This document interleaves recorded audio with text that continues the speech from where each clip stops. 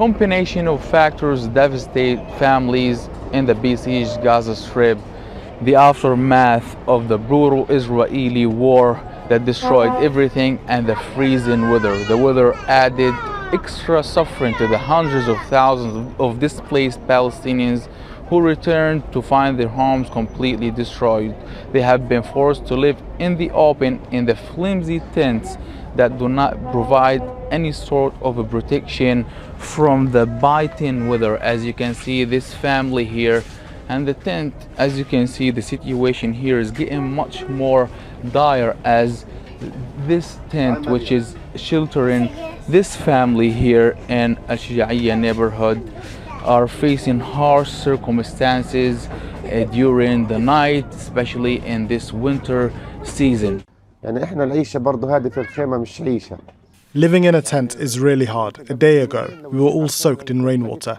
The ground is still wet and cold, and our young children cannot endure it. They've been coughing and vomiting all night long.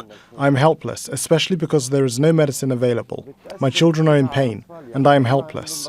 We are a family of 7, and I cannot afford to buy them heavy clothes or blankets.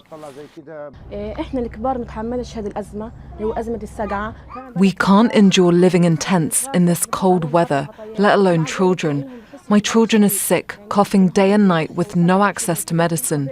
We need cover and medicine, at least for those vulnerable children.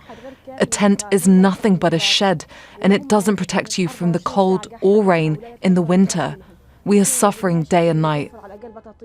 Children have lost their lives due to the biting weather, due to the freezing weather in the Gaza Strip during this winter season. Families are going through so much harsh circumstances during this dire winter season, which devastate many families and leaving families without any sort of protection from the freezing weather. Ibrahim al-Khalili, Al Jazeera, Gaza City, Palestine. Make sure to subscribe to our channel to get the latest news from Al Jazeera.